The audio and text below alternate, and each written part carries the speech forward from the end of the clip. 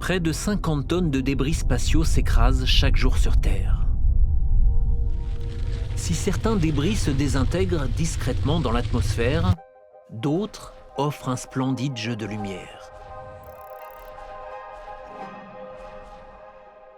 Les pluies de météores se forment lors du passage de la Terre dans l'orbite d'une comète.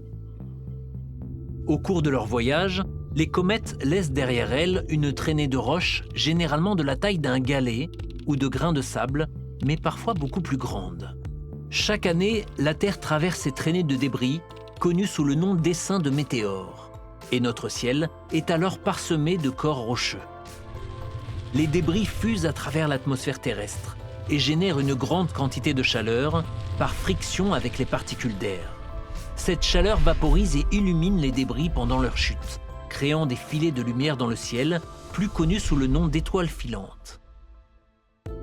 Ces jeux de lumière céleste prennent souvent le nom de la constellation dont ils semblent provenir depuis la surface de la Terre.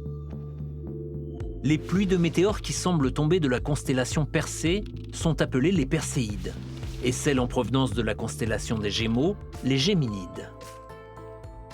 Environ 30 pluies de météores sont visibles depuis la Terre tout au long de l'année. Et puisque les pluies sont rythmées par l'orbite terrestre, ce phénomène céleste est cyclique et se produit à intervalles réguliers.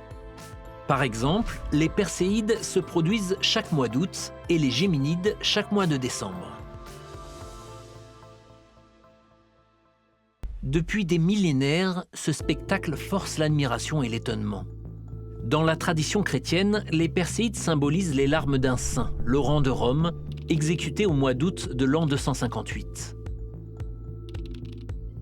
Au 1er siècle après Jésus-Christ, l'astronome Ptolémée pensait que les étoiles filantes signifiaient que les dieux veillaient sur les mortels et écoutaient leurs prières.